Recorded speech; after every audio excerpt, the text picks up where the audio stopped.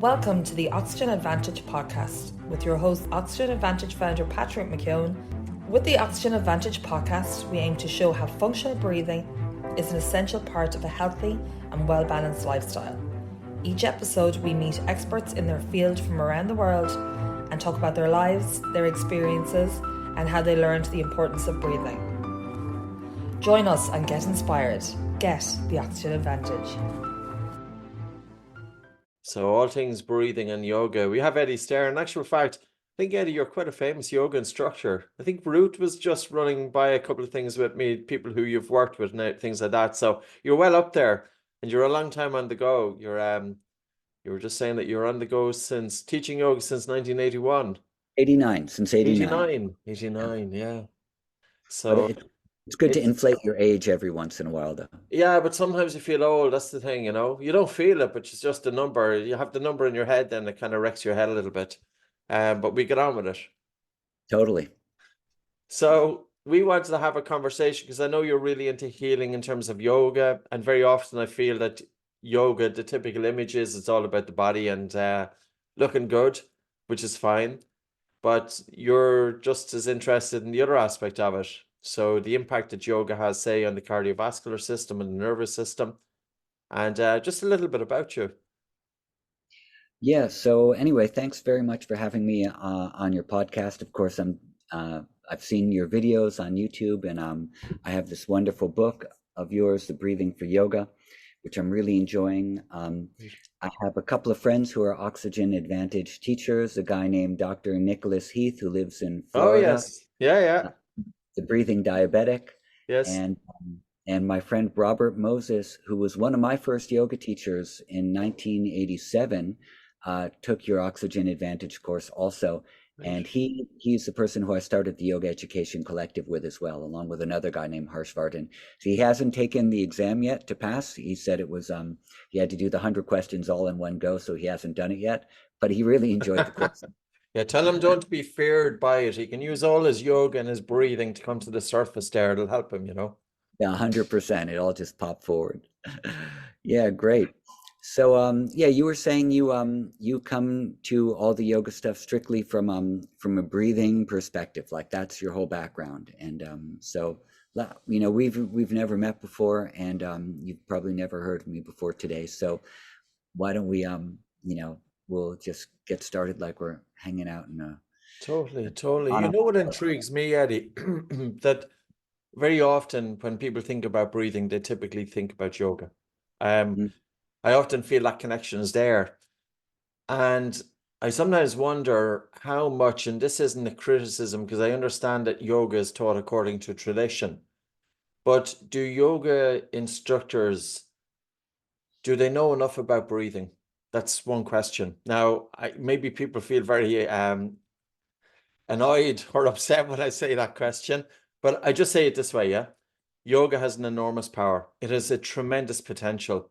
And if yoga instructors understood breathing from a number of different dimensions, not just the biomechanics, and also if they looked at their students' breathing, how do they breathe outside the yoga practice? It could be enormous. It could be enormous for those people with asthma, those people with anxiety, panic disorder, racing mind, those people with lower back pain, those people with sleep disorder breathing. In other words, those people who really need help. I think there's more to breathing, and I think it needs that little bit of attention, you know, but that's just my take on it. Well, I think that's a nice take, and I'm sure it's from observing people and looking at teachers and also speaking to students who might come to you with different types of problems that haven't been addressed by yoga, that you're able to help with simple breathing techniques. I think it's a fair point. And I think we could expand on it as well and say, not only do yoga teachers need to pay maybe a little bit more attention to understanding how breathing works and why it happens, but also to how bodies work and how bodies happen as well, because breathing is not separate from having a body. And so often we think about the position that we're going to put ourselves in a yoga posture, and we think about anatomy perhaps more than we need to in terms of musculoskeletal system and ideas about alignment and what a posture should look like, rather than thinking about the function of any asana or any posture, what it's supposed to be doing overall for your nervous system, for the immune system, for the endocrine system, for the cardiovascular system, for the respiratory system, and how all these things are happening and functioning together at exactly the same time. So we have a body and we have a nervous system, we have an ability to breathe and think and be aware, and all these things are happening together at the same time. If too much emphasis is put on doing a yoga posture, then definitely you're going to lose the sensitivity to breath that you are highlighting in your book. And so at that point, you could say, yes, these teachers who are focusing particularly on this one thing a lot, they could maybe begin to sensitize themselves to breathing. And then if you take that a little step further back, you can think about, well, alongside that, why does someone come to yoga? They come to yoga because there's something in their life which isn't quite right. It could be a physical thing, it could be a mental thing, it could be an emotional thing, it could be a spiritual quest, which is why I came to yoga. It could be a respiratory problem, any of these types of things. So someone comes into your class because there's something that needs to be addressed. There's a wholeness that we're seeking. And so that is this is an intentional thing. And so beyond sensitivity to the body and to the breath and to the breathing body, there's the intention that brings someone to a class, which is, I need to heal my life. I need to fill in this one aspect, which maybe isn't quite right now. And so when a person comes in, we should be thinking about that entire picture. This is yoga. Yoga means to know yourself and be established in yourself. And so that's why this person is here. They're not here to do a backbend, to do a handstand, to do a complicated asana. They're here to know themselves. What is one of the most direct ways to know yourself? To be comfortable in your body and to be present with your breath. Because when you're present with your breath, you're present with yourself. And so all these three things, all of this needs to be foundational as we train teachers and as teachers continue to teach. And then we're staying in touch with this thread of yoga, with the intention behind yoga. So is that missing in the yoga world? Probably. I don't see a lot of yoga teachers outside of my tiny little yoga place here in New York, but I do know that there are a lot more of them than there used to be. And the training for yoga teachers is a lot shorter than it used to be. And so you can become a yoga teacher in a weekend or in a month, which is hilarious. It's absolutely impossible to become a yoga teacher in a month. But yet the market is flooded with these people who are very well intentioned, but they don't have the time so far to develop all the different sensitivities. So it takes a long time. And I'm sure that you have someone who can walk into one of your workshops or trainings and you take a look at them after they've taken 3 or 4 breaths and you know exactly what you can do to help them. And but that has taken you years and years of looking at people, of listening to people, of being sensitive, and now you know. And so now the next step is to be patient with a whole new generation of teachers who have come through perhaps shorter trainings that have maybe been not conducted under the most optimal of all circumstances. And that's what we have. That's what's present. But that's not all of yoga. That's just a part of it. That's the Western slice of yoga. That's not perhaps the Indian yoga. Anyway, I've gone on too much with this long-winded answer. I toss it back to you. So in terms of getting people out of their heads, and I think there's no greater time to be doing that. People now are very much lost in thought. Our education system, I think, hasn't done the human mind justice. It has trained us how to think, but it hasn't trained us or give us the capacity to be able to hone or direct our attention or to bring a quietness to the mind that's really, really important. So you're saying that the absolute essence of yoga is solely to get people out of their heads and into their bodies and into present moment awareness. And then you talk about the spiritual. I'm often interested in terms of what people constitute as spirituality. And because you often hear the term bandied about, and are both of those things the same? So in other words, getting people out of their head and into the body and onto the breath and into the moment, and spirituality one and the same. So what are your thoughts on that? What do you think spirituality is? I see spirituality with the degree to which we're connected with the life going on around us. And if I'm lost in my head, I'm totally disconnected. And I spent years lost in my head. You know, I would walk down the street and I wouldn't see any of it. I would drive a car, could be 100 miles, and I wouldn't have seen any of the journey. I missed out a lot of life because of the overthinking mind, which I think is very much part of Western society and probably Eastern society now. So for me, spirituality is the degree to which I can bring a quietness to the mind and connect with the life that's going on around me. Yeah, I think that's beautiful. You know, you rightly said the word spirituality and spiritual is sort of bandied about a lot. And it has become a very, almost sort of like a weak word, a weak term, you know, and because it can refer to almost anything. In the Indic traditions, when it comes to the yoga traditions, the meditative traditions, there's actually no word for spiritual. They don't have that word. This is a word that comes from Latin, spiritus, which means the breath, which of course you know. And so in there are different uses of the word spiritus. So in spiritus means to bring spirit or life force into you. Ex spiritus is when the life force is leaving you or the breath is leaving you, not necessarily permanently, but partially. And then a portion of this word has been taken to indicate the quest for something beyond my own limited sense of who I am. And this is what spirituality has come to mean, which is very nice. And in the Indic traditions, they have this word, which is adhyatmic. And adhyatmic means, atma means the inner self, and adi means to move firmly towards. So adhyatmic means to move firmly towards yourself. And what is the self? The self is awareness, it's consciousness, it's presence, it's being, it's all these types of things. So any of the activities that move you towards a sense of self, which is transcendent of the narratives and the stories and the ideas and the criticisms and etc., that is what practice is in the Indic tradition. So it's a very nice way of looking at it, and it's very specific.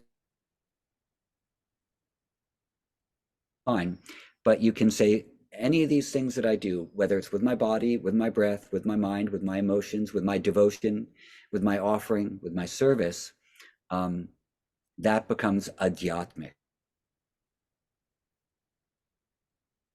And then to notice that that presence is everywhere equally in the universe as well. So this is largely what yoga is about. It's more, I'm just conscious, I don't know if it's my internet connection or not. So hopefully it's fine. So Eddie, this raises I'm going to move closer to my to the wireless here, okay? we're And we'll going to just see if miss it's me. that lovely background that you have, though. I'm so envious that your bookshelves are so much nicer than my outfit. Your books stood sitting on a shelf behind me. This brings me on to another question, which isn't really yoga related, but it's more the spiritual aspect of it. Institutionalized religion, irrespective of what religion it is. It was all, or do you feel that the foundation of that was all directed at the same purpose, getting people out of their heads and connecting with life around them? For institutionalized religion? I'm talking about all of the different faiths, and I want to be careful with how I phrase it. But oftentimes I feel that the essence of all religions, every religion, every one of those religions at their core, in terms of spirituality, that the fundamental reason that these religions are existing was to get people to connect with the life around them and out of their head and into present moment awareness. Well, I can't speak for every religion. I think that there is an innate operating thing in people, in human beings, to know, to question, to strive, to quest for truth, to try to understand who are we, you know, who is the who in the who are we, where am I, in the universe? What is all of this around me? You know, people would look up at the stars for thousands and thousands and thousands of years ago and question where we are in the universe, and where is the universe in relation to us? And so questioning has become an innate part of the human experience. And along with questions sometimes come answers. And sometimes those answers come from sources that are invisible to us, where we sit and meditate and something appears in the field of our mind or the field of our consciousness, which is maybe a sound or a teaching or a word or an idea. And then we bring that idea, that word forward, and because it has helped us or given us clarity, and we share that with people. And then sometimes that thing is helpful for people too. And then all sorts of snowball effects can happen around this. So if you look at the Buddha and Buddhism, the Buddha went through all sorts of different types of austerities and teachings and life experiences. And then he had an enlightenment experience sitting under a tree. And then he shared that with one person because it was helpful to him, and then a couple of others, and then it snowballed. And then before you know it, the Buddha is no longer around, but there's something left after him called Buddhism, which is all of his teachings, which now proliferates into many, many different branches and, you know, many ways around the world. And they're all different types of Buddhisms now. There's Tibetan Buddhism, there's Chinese Buddhism, there's different types of Buddhism in Japan and different strains in India as well. So, so you have something which is like a touch of divinity or a touch of truth. You share that, it spreads, and then, you know, there are probably people around who start to organize it, you know. Here's what he said, and let's make sure that the way that he said it stays intact. And in that organizing principle, the truth gets limited. Sometimes, not always, but sometimes it gets limited. And it creates, in some cases, but not all cases, dogmas. And in those dogmas, people stop using their critical thinking and they stop doing their own seeking, but they just follow whatever the institutionalized dogma is telling them to do. And this can be harmful, and this also sets people apart from each other, and it can lead away from the original proposition that any of these seekers and any of these sages or any of these incarnations of God had, which is know yourself, know truth, be a good person, care for people, give love, give compassion, do good work, don't harm. And it's very easy to fall far away from that when you're not emotionally or spiritually developed, because it's easier just to follow rules. And if you can't follow rules, then you pretend you follow them and you make other people follow them instead of you. And so that often happens as well. I mean, I run a Hindu temple. That's where I'm sitting right now. My new background is not my books, but I've been running a Hindu temple for the past 23, 24 years. It's a very large part of my spiritual life. So I have yoga and all the things associated with that, but also I have a devotional life which centers around worshiping deities and the cosmic forces which they represent. Hanuman, who you see behind me over here, he is the representative deity of prana. So to worship Hanuman is to worship the holder of prana, the prana vayu, and its different manifestations. And prana is devoted to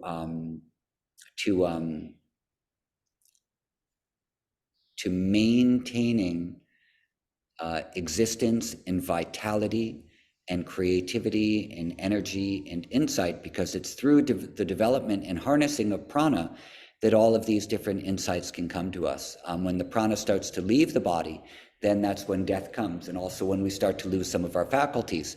The working of any of the sense organs is powered by prana.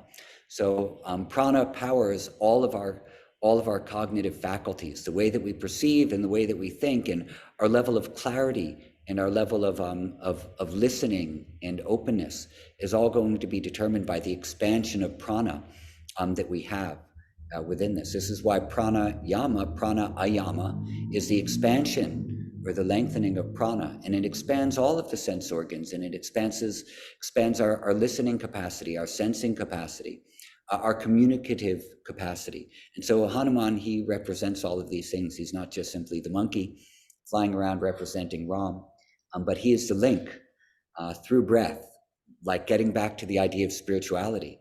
What is it that links us to divinity in us, that allows us to be present for life all around us? Prana. Prana is the link and the easiest way to get to experience divinity within us. And so Ram, who is symbolic of the Lord of our heart, is accessed through Ram, through Anjaneya, through Hanuman, who is prana, who is the breath, who is the pranavayu. So to harness the power of pranavayu, of the breath, then we form this inner relationship with Ram. There's a couple of points. Know yourself. Another one of those things that I haven't got quite my head around. Yeah. You know, what does it mean? Know Okay. yourself, like. Yeah, I mean, no, this is a great point. It's almost impossible to know what it means to know yourself. So I'll discuss that, or just, here, all I'm doing with you, like, is I'm just sharing my thoughts, right? I'm not pontificating on anything. I'm just sharing my thoughts. So from a Patanjalian perspective, so Patanjali wrote Yoga Sutra, and in the second sutra of his book, he says, Yogas Chitta Vritti Nirodha. And so what that is that yoga is a process where you do this thing called Nirodha. Nirodha has 4 different operative meanings. The first meaning of Nirodha is to slow something down. The next one is to selectively eliminate. The next is to completely stop. And then the final is to create a condition where there's a non-arising of any thoughts. Is there too much background noise, or it's okay? No, it's fine. It's a little bit in the background. It's fine. Okay. I can put on some earphones if you want me to. No, don't worry. You're fine. Okay, so these are the 4 things. Now, when you spoke about earlier getting out of your head, and you spent years not getting out of your head, this means, and then you clarified that by saying you were thinking a lot, you were lost in your thoughts. So you drive for 100 miles, you wouldn't even notice the countryside. You're not alone in that, of course. So for a yoga student or a practitioner like that, someone like you and me, who we have a lot of thinking, we might get lost in it. The nature of thinking is to go fast, speed. There's a speed of the mind. And as the mind goes quicker and the thinking accumulates and goes faster, this creates the condition of stress. So stress, as you know, is a neutral force. It can be positive or negative. A negative neutral force is going to be something which is moving too fast. There's too much information. We can't keep up with it. And that is the allostatic load.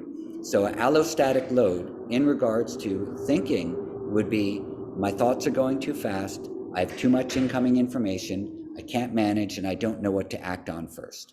So what do? First thing you do is you start to slow those things down. So this is the first practice of Nirodha. How do you slow it down? Breathing is the best way. Begin to slow the breath, breathe lightly, breathe gently. Don't take deep, deep breaths, which are going to stimulate or overstimulate the sympathetic response of the nervous system, but slow everything down through gentle, quiet breathing. Maybe extend the exhalation, for example. This is what Patanjali actually recommends in chapter 1, is to extend your exhalation. And then pause. This is a very nice thing. Pracharadana vidarana bhyamwa pranasya. This literally means extend your exhalation and pause. And then let the breath flow in naturally. Extend your exhalation and pause. This is one of the best ways to slow the mind. This is in chapter 1. So, okay, this is the first thing. So now, after you're able to slow your mind, now you're gaining a little bit of control of it. So now you can begin to selectively eliminate what you don't want to have in your mind and choose what you want to have in your mind. This is another meaning of Nirodha. So now you can say, okay, my mind is slow enough. I don't want to think about paying my taxes right now. I just want to be present with my breathing. And so, tax day is coming up in America next week. So next, that's the second thing you can do. So this selective elimination means, by choice, I can remove this thing which makes my mind go fast, and I can replace it with this thing that makes my mind go slow, because that's what I want to be right now. And then The next level, which is a very advanced level, is that you have you can stop all of the arising of your thoughts. This is called niruddha. No, this is called ekagra, where you focus on one thought, where you have one thought and you choose to have one thought and you only have one thought. And all of your awareness just goes towards that one thought, like honey coming out from a pot into another pot, just a continuous stream, only that one thought. There's nothing else in the field of your awareness.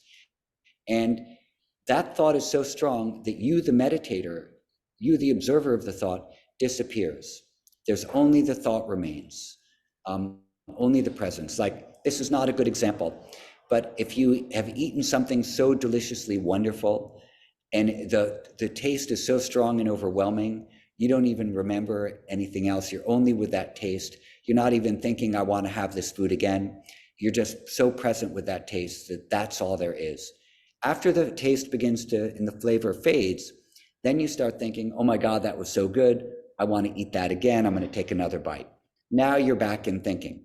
But when you only had that thing, it was so amazingly good, all thinking stopped.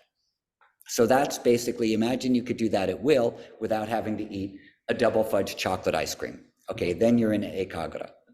Can I just come back a little bit? So Yeah. you're And I saying, haven't even gotten to your answer yet, but we'll get sorry. there. I'll remember the question. So come back to what you wanted to say. Go ahead. One thought you were saying, whereas like over the years, and I'm sure anybody who practices and brings a breathing practice into their way of life, I suppose there's two things coming into my mind. One was my breathing used to be very dysfunctional. I was a mouth breather, which is associated with fast breathing and upper chest breathing. And I'm in no doubt that my breathing dysfunction generated mind dysfunction. Yes, I would agree with that. And that was my everyday breathing pattern. So the overthinking of the mind was a physiological response to my very abnormal breathing pattern, which is quite normal in society. I'm not going to say, it's like we know that 75% of people with anxiety and panic disorder have dysfunctional breathing. And very often those individuals, they do cognitive behavioral therapy and they do various modalities, which are all effective, but those modalities don't actually address the underlying breathing problem. I really liked your description, and I don't know, I can't pronounce the Indian words, but I really liked your description of what you said in terms of bringing an awareness of the breath that was in chapter 1 of that book that you were talking about. And it's almost that you were saying is to take a soft breath in through your nose, not too deep, but a soft, gentle breath in through the nose, and a really relaxed and a slow and a gentle breath out through the nose, and a natural pause at the end of exhalation. And that's a light breath. Can you hear that breath? And that breath would often be opposite to what's commonly thought, because normally when we're told to calm down, we're told to take a deep breath. Yes, we are. It's true. Yeah. Well, so to your point, as you know very well, your mind and your nervous system and your breath all operate together. And if you are stressed out, where do you experience that? Well, the first place that you experience stress is your cognitive perception that this is too much for me to handle. When there's a perception, even if it's on a subconscious level, this is too much for me to handle, then the hypothalamus is going to signal to the pituitary, which is going to signal to the adrenals that you need to go into protective mode. And then when you do that, you will be releasing the adrenaline and cortisol, and epinephrine, norepinephrine, all these things are going to be flooding through your bloodstream. And when that happens, your respiratory rate is going to increase in order to recruit the necessary fuel and glucose consumption that you need to fight or flight from whatever situation is in front of you. So the speeding up of the breath is built into the stress response. It's part of it. And the slowing down of breath is built into the relaxation response. It's also part of it. But where is stress and where is relaxation? It's in our perception of the event. So simply changing your perception of the event doesn't necessarily change your breathing response to it. And if you add in the awareness of breath along with a stress perception shift, you have a much more complete package for healing and for self-regulation. And so when we talk about self-regulation now, we get back to your question, how do I fully inhabit myself? Well, one of the ways that you inhabit yourself is through being able to self-regulate. That when you notice I'm breathing dysfunctionally because I'm stressed because I'm breathing dysfunctionally, now I want to self-regulate that, and I want to move into a functional breathing pattern, a functional emotional pattern, a functional a mental pattern. And I'm going to do that by breathing the way that you just described. Or I'm going to breathe that way while I hold myself in an intentional position called an asana. So this is self-regulation.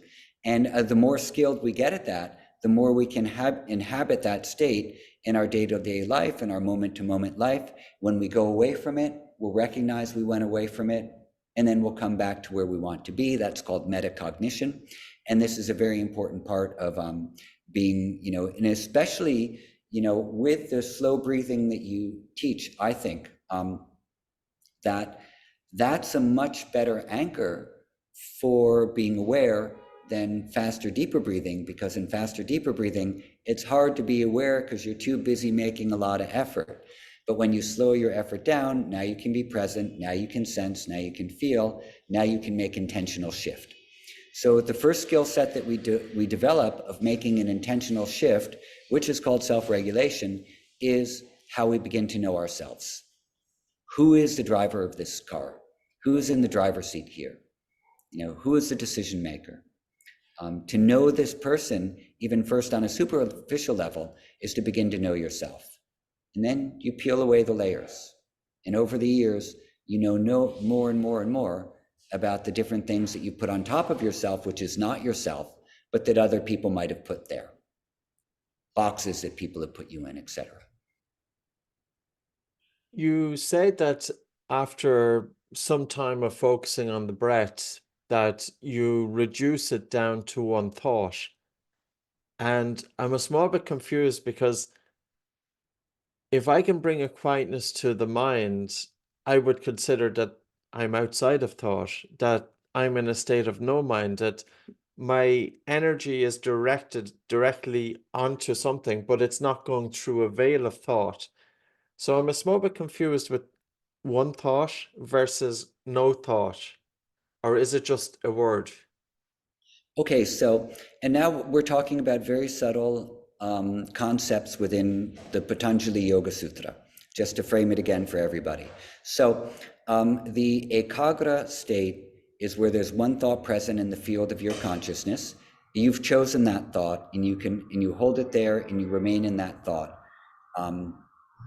as if there's nothing else existing for you. But it's still an object. Maybe it's your breath, maybe it's a mantra, maybe it's a color, like visualizing yourself and you lose yourself in golden light or something. Could be anything. Now, but because it's an object that you're meditating upon, that means that there is still an arising of thought, and the game isn't over yet. So Patanjali takes it a step further, and he says, after that, the main thought that you have is the non-arising of thought. And so you meditate on the non-arising of thought, and then any thought that might come up isn't given energy or power. It doesn't come up, and the mind stays quiet, still, unmoving. And so at a certain point, anything which is going to drive a thought, a memory, a desire, a trauma, any of these types of things, the seeds of them, which cause us to overthink and get lost in our thinking, those seeds get burned away. And when they get burned away, the only thing which is left is the stillness of the field. And mind is a field. So if you understand, which you do, that stress is a neutral force, it can be positive or negative, but that it's a necessary thing. The mind is a necessary thing also, but it's neutral.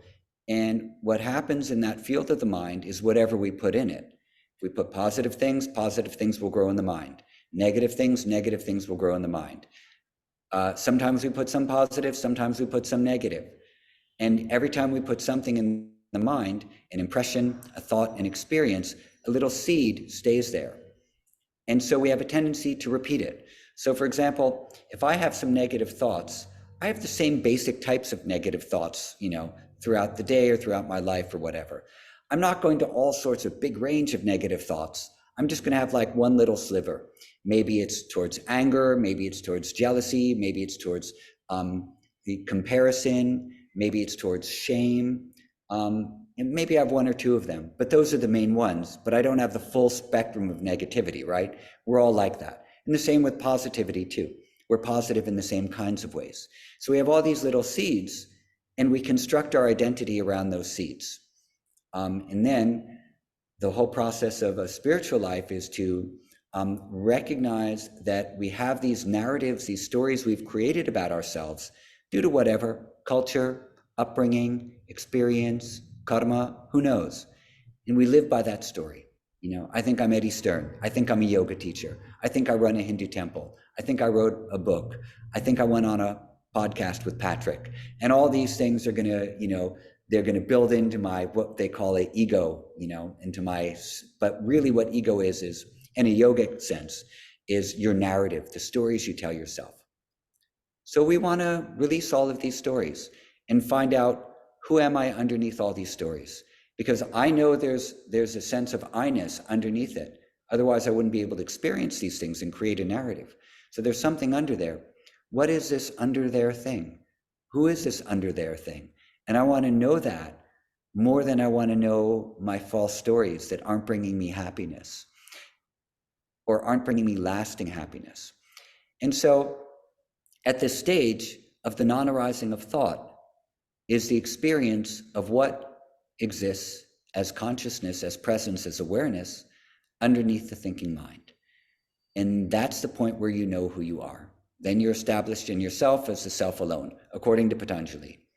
But then he goes on, he says one other thing. So when the mind is totally stilled and you're underneath the thinking, because the thinking doesn't arise, you inhabit yourself. Tadadrashtahu swarupe avastanam. You're established within the self as the self alone. But then he says, vritti sarupyam itaratra. Itaratra means otherwise. Vritti, thinking, sarupyam, identity with your thoughts.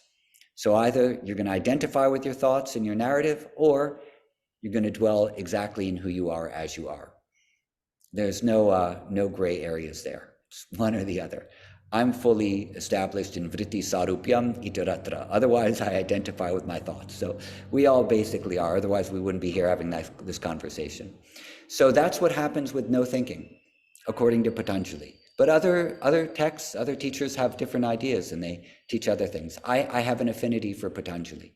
So I think about what he says a lot, and then try to apply that to my life.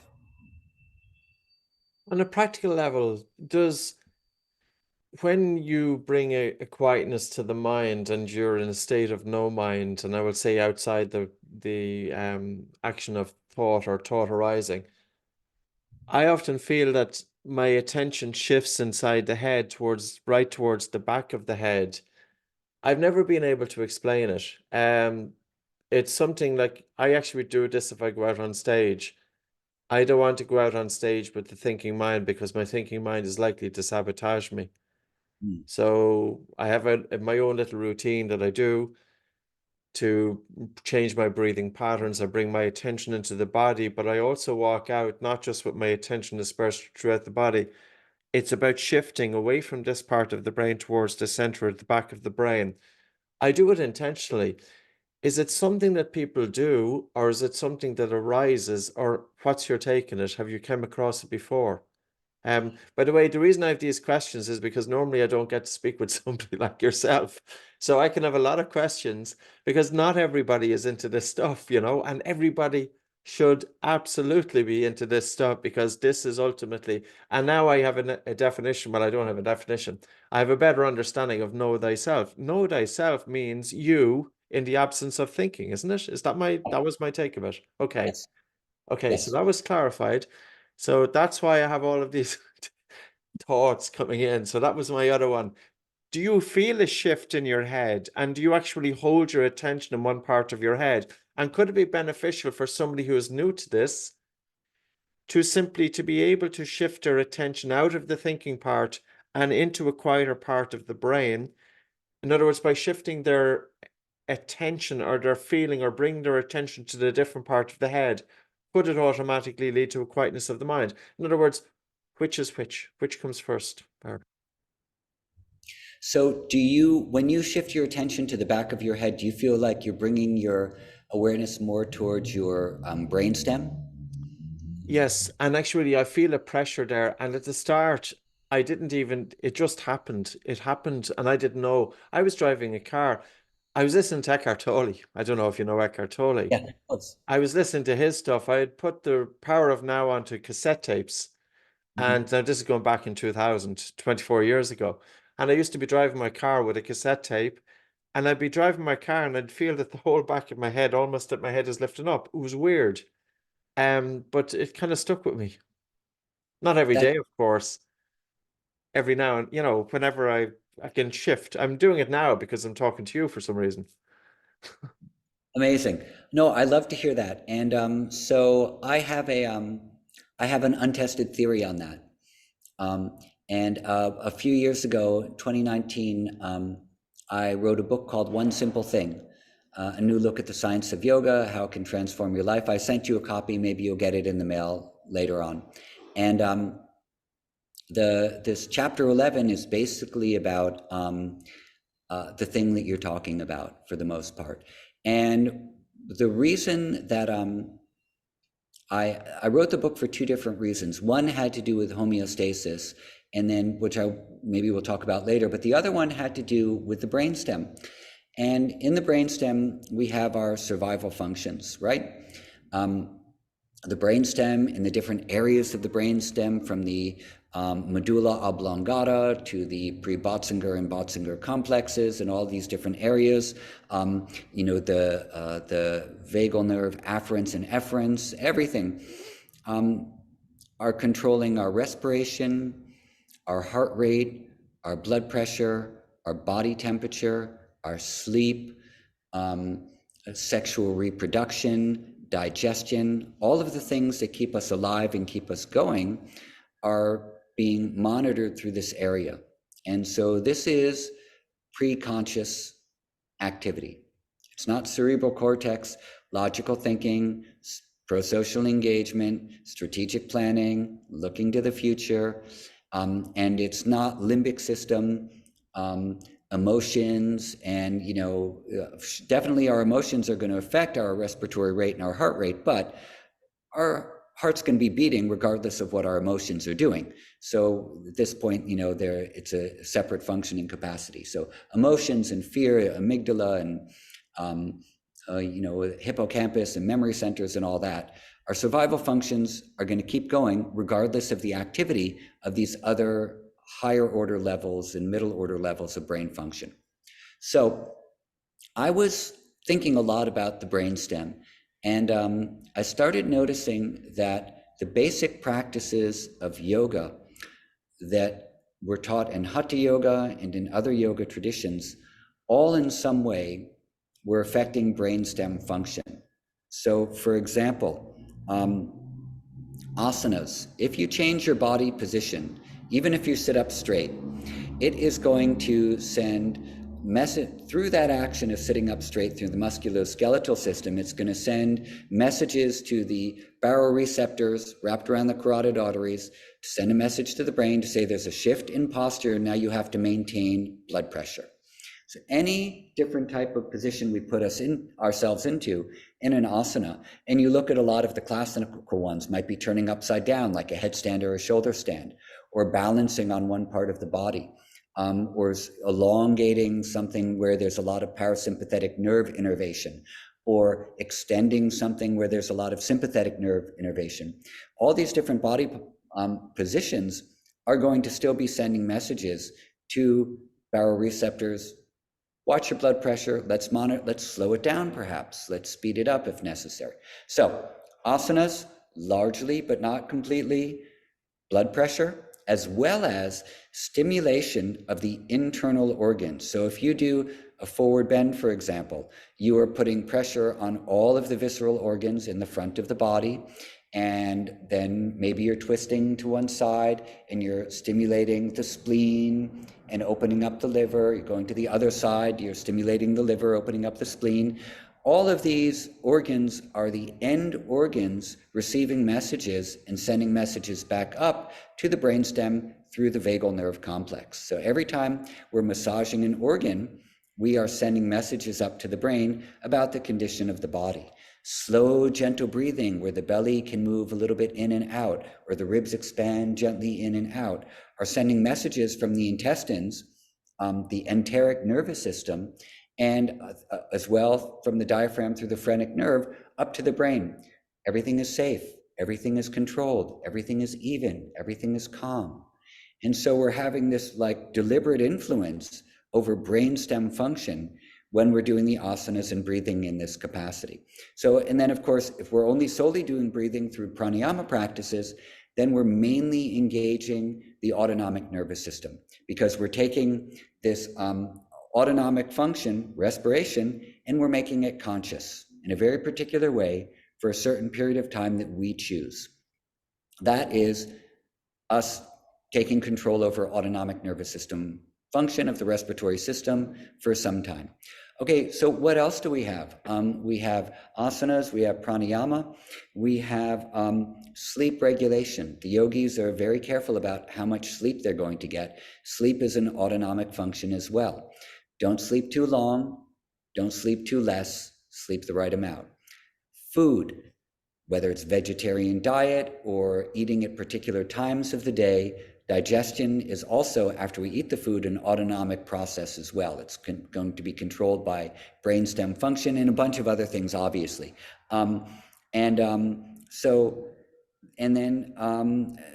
Sexual behavior. Are we being sexually responsible? Are we objectifying people for our own enjoyment?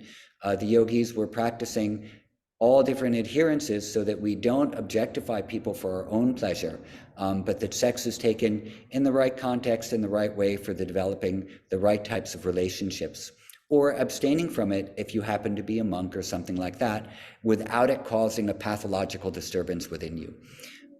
So here are some basic things that we find within yoga, and I'll just stick with your body, doing something with your breath, doing something with your sleep, doing something with your food, adhering to something with your sexuality. All of these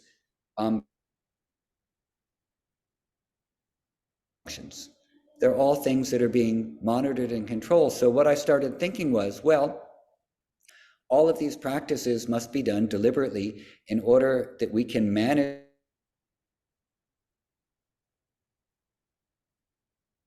Most of us are living at the whims of our brainstem. We're letting the brainstem dictate our survival issues, you know? And when we're at the whims of our survival issue, I have enough for my future, panic about food, can I provide for my family, of shelter, of all these types of things, you know, one way or another, many of us are, you know, we go through these fears, and that keeps us locked in brainstem patterns, it keeps us locked out of self-regulation, and keeps us locked into dysfunctional breathing patterns. So basically what I started thinking was, oh, already. Now, what might happen next? Well, there are something in yoga. Do you keep going? Oh, I can't hear you now. Sorry, I muted myself there. No, it's to keep going. I have a small problem with my internet, which is I'm hoping I've got full bars and I've nowhere else to go. So I think we'll continue. This is really, really good. I love all the stuff that you talk about the brainstem, because I think it's a very primitive part of the brain, and everything that you say, that's all brilliant. So yeah, keep going. I'm just conscious of my own internet. I hope it stays. Okay. If it doesn't work, we do it again. It's not like I'm going to forget what I said. So here was the next thing that I thought about. In yoga, we have something called the pancha kleshas. A klesha means an obstruction, and a pancha means 5. There are 5 of them. So there are 5 ways that we are obstructed in knowing who we are, or 5 things you could say that cause suffering in our lives, the reason why we suffer. The first one is called avidya, not fully knowing who you are. We know partially who we are. We don't know fully who we are. Because we know only partially who we are, we identify with that partial part, and that causes some fracturing, in our psyche. So what happens next is something called asmita. Asmita means a narrative or a story. When I don't know who I am fully, I start to create stories about myself. This happened to me when I was younger, so now I'm like this. I was denied this thing when I was in high school, so now I'm like this as a result. My parents were this, that, or the other, so now I'm like this. I listened to a lot of punk rock, so now all my hair fell out. Whatever it might be, we create the stories. So asmita, narrative. What is the narrative based on? 2 things. One called raga, the things that we're attracted to, and the second, dvesha, the things that we're not attracted to. Both of these are attachments. I'm attached to the things that I like. I like coffee, and I don't like matcha, green tea, frappuccinos, or any coffee drink with sprinkles on it. Okay, I only like this one particular type of coffee. I don't like all the others. We're taking, extreme examples. So that forms another narrative. I'm the kind of person who only drinks an almond cappuccino. I'm not the kind of person who drinks a double espresso. That's not me. It's a narrative. So built into any like is a dislike. I really love the Clash. I don't like the Bee Gees. For example, I actually like both of them. But so just to give an example, we set these narratives, we choose something we like, it's set against something we don't like. The worlds divide. Now, here I am. I don't fully know who I am. I've made up stories about myself that make me feel comfortable. I like certain things, which puts me in one tribe or another. I don't like other things. That sets me apart from the other tribe. Now, what happens if that identity is pulled away from me? What happens if all of a sudden all of my stories about myself are taken away? They're pulled out from under me. What's left? That causes fear because I'm holding on to my narrative. And so that fear is often called the fear of death, but in Yoga Sutra, it's more accurately translated as fear of lack of existence, the fear of non-existence. Who will I be if I don't have my stories? And because you don't know who you are, it causes a fear and you hold tighter to your narrative. So I started thinking, all right, these pancha kleshas, they start with not knowing who you are, and they basically end with a fear of death, or fear of non-existence. If you have a fear of non-existence, then what do? You cling fast to what you think life is. What is the part of our body which clings fast and holds fast to life? Our brainstem. Our brainstem is working every moment of the day to keep us alive, to keep us holding fast to life and existence. And that is where I thought the root of these pancha kleshas was existing. And that if we could somehow master, as the yogis did, the autonomic functions of the brainstem and be very comfortable inhabiting that area. So to master doesn't always mean to control. It means to inhabit fully, comfortably, like you described. You are present in your brainstem when you go onto a stage with the most ancient part of you, which has been developing through evolution, through millions and millions of years, is present in your brainstem, in my brainstem. And there we are in our most evolved manner, because we're not in the least evolved manner, the thinking part. Prefrontal cortex is fairly new in comparison to the brainstem. So now we're inhabiting the most ancient part of ourselves. And in that, it's below fear, it's below thinking, it's pure maintenance of existence. And now how can I exist in that? without activating the things that make me spin out. And so I think that by mastering brainstem function through asanas, pranayama, through diet, through sleep, through sexuality, observances of kindness, of truthfulness, of non-stealing, surrender, devotion, cleanliness of mind, self-reflection, all of these things, what they do is that activity begins to weaken the hold of the clinging to life that we have, because the clinging to life exists as a survival function. Okay, and so I'll try to say this a little bit more quickly and concisely now. If we are afraid for our lives, if we live in survival mode, even a mild survival mode, what happens? Sympathetic nervous system is stimulated. We go into dysfunctional breathing patterns.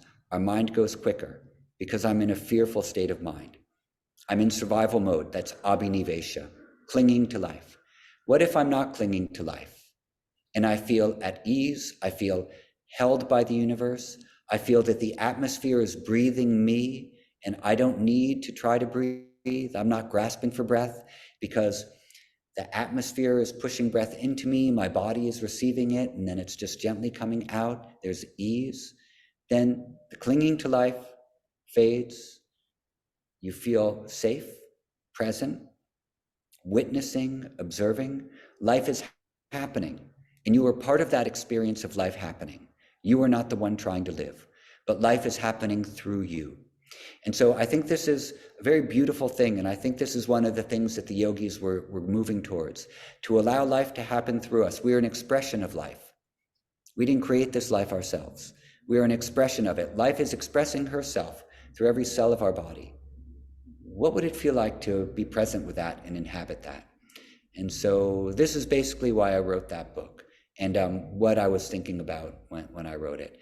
And I think your description of how you move yourself from your prefrontal cortex area, the thinking area, into the brainstem area, the purely present area, really, because it's so old, is a very, very cool thing that I haven't really heard people describe to me as their process of grounding themselves so they don't get in their own ways. But I think this is what the yogis were getting at by telling us to do asanas and pranayama and eat clean food at the right times, so we could be inhabiting that area of the brain and then weaken the hold that fear, likes and dislikes and false narratives have on us. And as those get weakened and thinned, then avidya, the not knowing who we are, that thins also. And little by little, we start to feel who we are more fully on a level which is below thought. That's amazing. When one has a conversation like this, and just as we're having a conversation here together, it's almost that something is happening beyond the words. Now, I don't see myself as a new age person. I'm just a normal individual. But as I listen to you and as we convey, now hopefully again, I just see my internet connection is unstable, so I don't know what's going on. It brings a stillness to the mind. And I don't know do you experience that? So when you're talking about the stuff that you're talking about, the very mere act that you're talking about it, does it bring you into stillness? In other words, are we transmitting something beyond just the words, but almost as human beings, there's something else going on that we don't know? How can one person bring the person into stillness, not just because of the words though, something else? Yeah. So I think that, and this is a well-known thing in science and physiology, that we co-regulate each other. And this is known in all different psychological fields, and it has to do with, aside from, vagus nerve and facial muscles and trigeminal nerves and all these types of things, how we read and how we listen, how we hear. So aside from co-regulation or interregulation, there's also this thing of that if I didn't really feel these things and I was just trying to tell you information, I think I would just be telling it to you from the thinking part of my brain. And for you, it would just be information.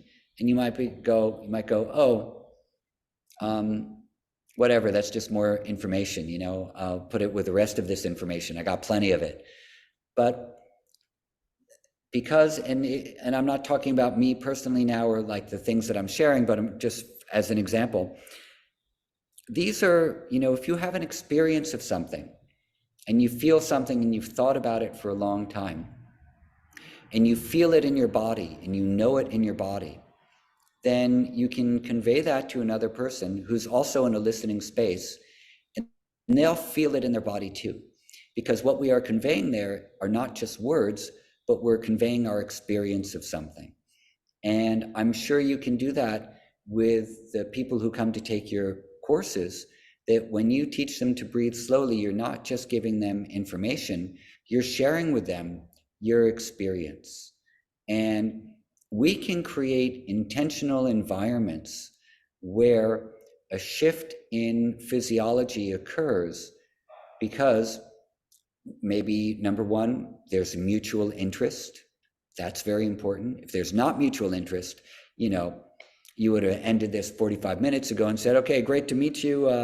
I'm really jet lagged. Let me check the time right now. I got to go. But we have mutual interest. So that's number one. Mutual interest is going to set up the situation where we're prepared to listen, where we can be present, we can listen, we can receive, and also where we're given the opening to share our thoughts too, and our feelings about things. And so in that bidirectional communication zone that we've created, then now we're together. We're here together, we're speaking, we're feeling, we're thinking, we're reflecting.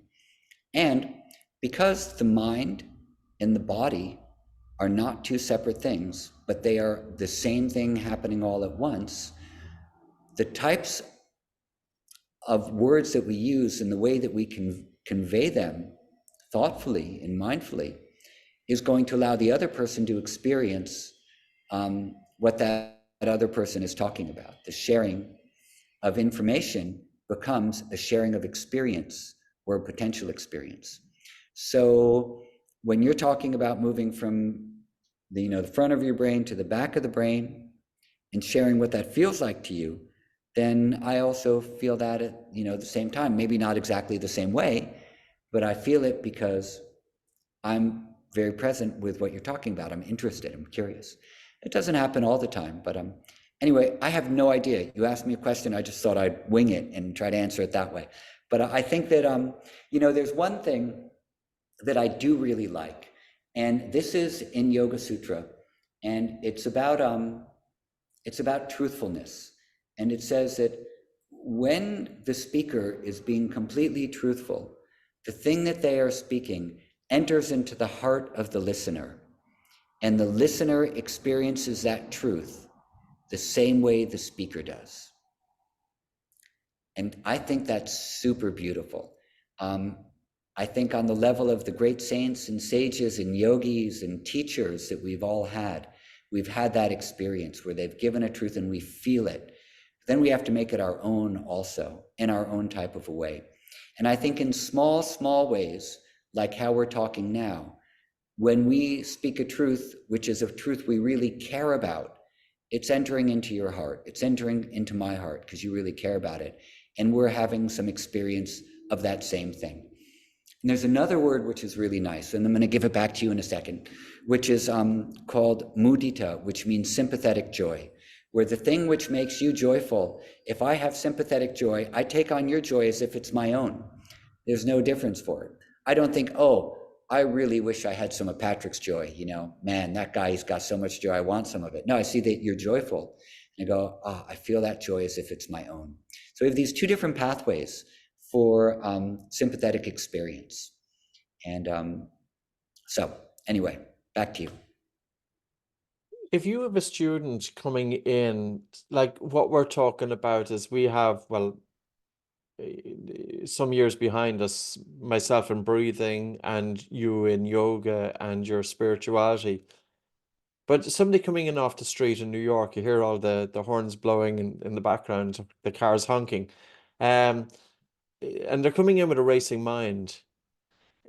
Can they feel a little bit disconcerted? And where would you start with that person in terms of just the practical where they are at, because very often, I suppose, and I can a little bit relate to it back to me maybe 25 years ago when my mind was racing. It was actually quite frustrating because I knew that wasn't the way it should be. Um, and it's almost that I'm here, but I want to be there. So what would you say to one of your students who comes into you for the first time? They've got a racing mind. Where do you begin? And I'm just conscious of, say, somebody listening to us with a racing mind. Yeah, well, where you start, or where I would start, is with doing yoga postures. And maybe doing something not super dynamic, but a little bit dynamic, so there's some motion. Because as you know, one of the worst things you can say to a person who's really stressed out is relax. Like, no, I don't know how to relax. I can't relax. If you just tell me to relax, it's not helpful. So if the mind is moving fast, then you do something with the body a little bit to start to match that speed. Not completely, but a little bit, not necessarily jumping jacks or jogging in place, but some sun salutations, for example, some movement, a little bit of dynamic movement with breathing. And so what that does, according to some of the schools of yoga that I've learned, is that as you begin to match the speed of the body a little bit with the speed of the mind, then you can start to slow down the mind a little bit as you slow down the movements. So you start with a little more effort, a little more exertion with breathing, but not exerted breathing. And then you slow down the movements little by little, maybe over a 20-minute period or half an hour period. And then at the end of that half hour, you have even more slow breathing and have them rest for a little while. You don't necessarily need to do a whole lot the first day. You don't have to do an hour and a half practice or an hour. You start with 30 minutes, 40 minutes, something like that. And then little by little, the dynamic aspects, if needed, they can start to move a little bit away, and you can stay with slower practices. Some people, they like the dynamic practices because every day their mind keeps coming back to that same point, so they need to do a little bit of a reset every day. That's basically how I would do it. And different types of practices for different people, for sure. And I think that one of the benefits of a dynamic practice is that it can help you grab hold of the concentrative power of the mind. And one of the drawbacks of a dynamic practice is that if you get addicted to the dynamic practices, you think the dynamic practice is the thing that's doing it, that you need to do in order to keep coming to that place. Actually, it's not. It's the power of your mind, which is going to bring you to that place of quiet. So being overly attached to form, to any form in the asanas, is not always productive. You have to understand how you're using that form and what you're using it for in order to achieve your desired effect. Maybe you have a hard time getting motivated. So lying on your back and doing slow breathing for 25 minutes might not help you get motivated. Maybe you need to do some sun salutations and some inversions. Maybe your mind is hyperactive, and you don't need to spend an hour and a half being hyperactive. Maybe you need 15 or 20 minutes being very active, 20 minutes being medium active, and 30 minutes going really slow to learn that you have the power to slow yourself down. So it's all depends on the person, what their needs are, what the outcomes are. But how would I work with a person with a racing mind? A little bit of dynamic to begin, take it from there. Don't have a big plan. See how the person responds. Great. Yeah, I like that. Carrying the attention, or bringing attention out of the mind and into the body and onto the breath, aside from the practice of yoga, but into one's everyday life. When you're walking about the streets of New York, do you unconsciously bring your attention onto the breath and into the present moment, that you're fully immersed in the street? In other words, do you make it part of your everyday life? Yes, so this is like a key thing, right? And you speak about this a lot in your book very nicely also. The purpose of any quote unquote spiritual practice is that our life becomes an embodiment of those practices. And as we change the way that we think, and as we change the way that the wiring is occurring in our brains and the way that our nervous system is responding to external stimuli, naturally we start coming into a more of a present mode behavior of breathing and awareness in regards to the environment that we live in, wherever we are.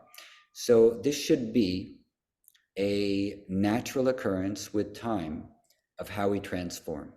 But if we do a yoga practice and then we go back out in the world and it's business as usual, then that yoga practice isn't really being used in the way it's meant to be used. It's being used for something else. And me personally, there are, I grew up in New York City, so I grew up in the jungle and I'm used to it. I'm used to the horns and the sirens and all that. But definitely New York is a stressful place, no doubt. And I leave the city and I feel, the calmness of the electricity of the city constantly leaving me. There's certain things I do. When I bike to the temple every morning, I make sure that I'm breathing through my nose, because you might have a tendency to want to start breathing through your mouth when you pedal faster. So I'm never going to pedal faster on my bike than breathing through my nose. And then when I am, walking down the street, I bike more than I walk. If I've been on my phone too much, answering emails as I'm walking, I make sure every once in a while that I stop and I put my phone away and I just walk, and I pay attention to the things around me, the people and the shops and the sky and the weather and all that, and not in any sort of a new agey flighty way, but an actual present. Okay, where am I? What's going on? And also with walking, like breathing through the nose too. And that's definitely one way to keep yourself present. And I think also that the idea of mindfulness is shouldn't be that we're trying to be aware, like that's concentration. So trying to be aware, trying to pay attention is concentration. And if we do too much of that, you can strain your head, you get a headache, you get strained, you get tired, you get fatigued. Mindfulness is a different kind of a thing. It's just aware of what's happening without trying to change it or control it. So yes, I do try to practice these things, and I think that the streets of New York are a particularly good place to try to practice them. How about you? What do you do in your neck of the woods in Ireland when you go for a walk? I live in Connemara. I'm kind of in a different room at the moment, so I can kind of give you a flavor of where I live. So I don't know, can you see that? Oh yeah, that looks horrible. It's a nightmare. My God, look at all that wide open space and clouds and beautiful greenery. How do you manage? So, well, I kind of moved out here about almost 20 years ago, and yeah, we have our studio and we have my place that I live here. See, the thing is, Eddie, I like the way you said there's nothing new agey about this. And very often the stuff that we're talking about, it's so simple.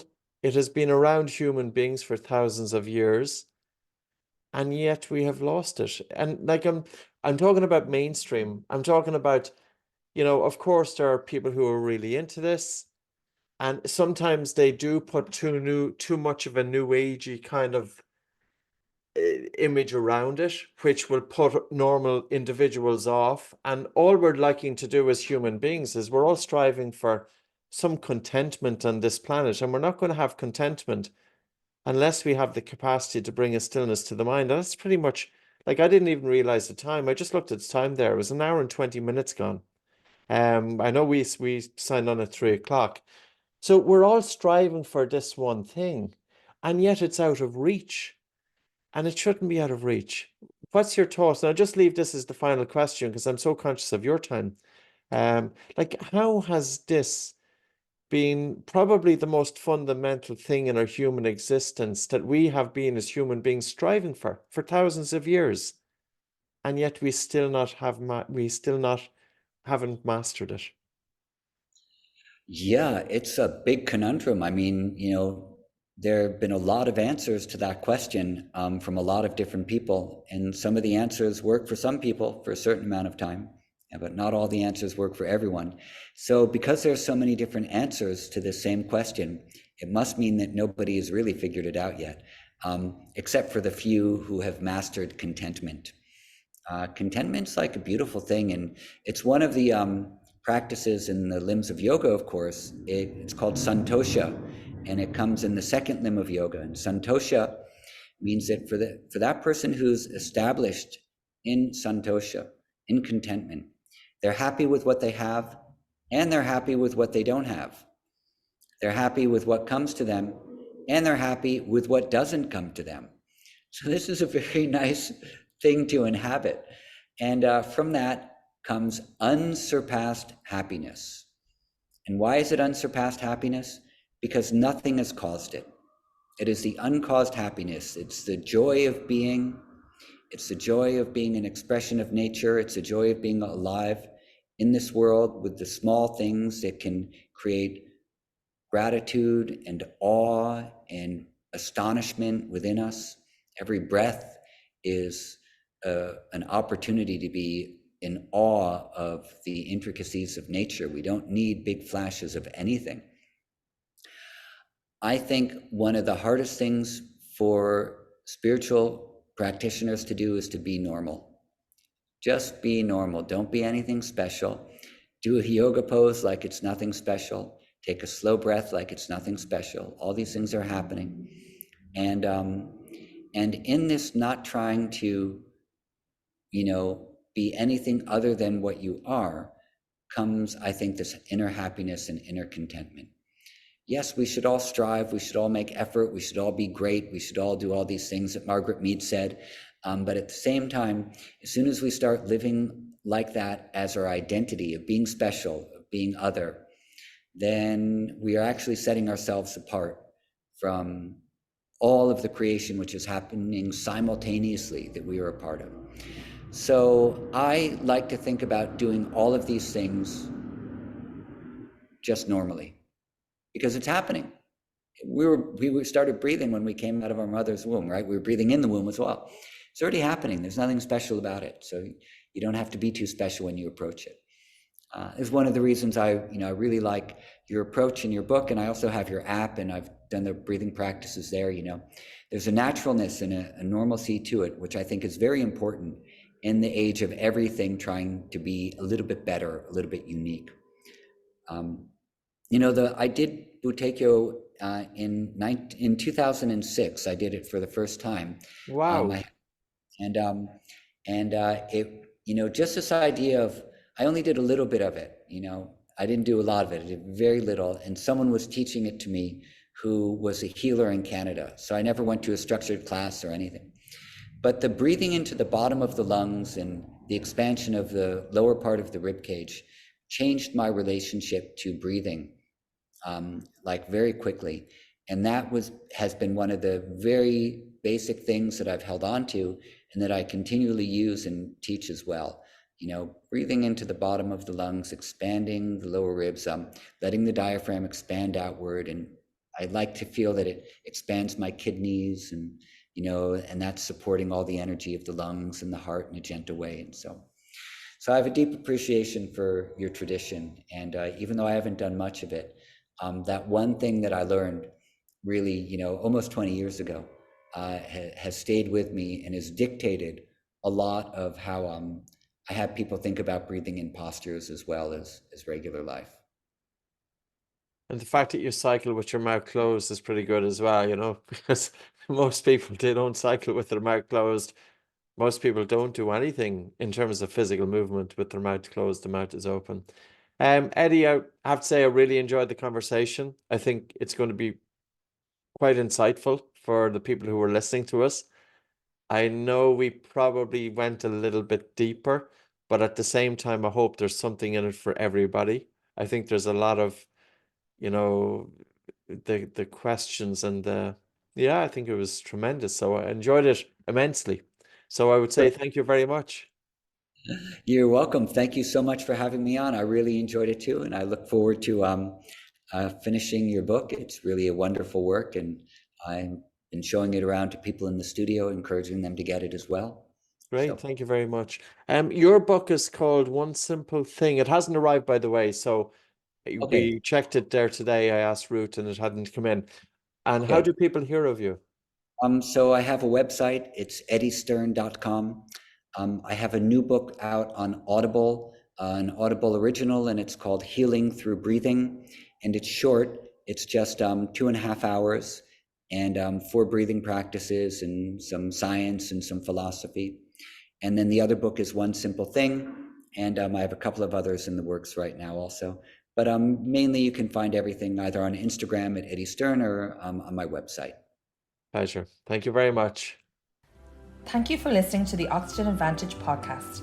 If you liked what you heard, please subscribe and maybe take the time to leave us a review.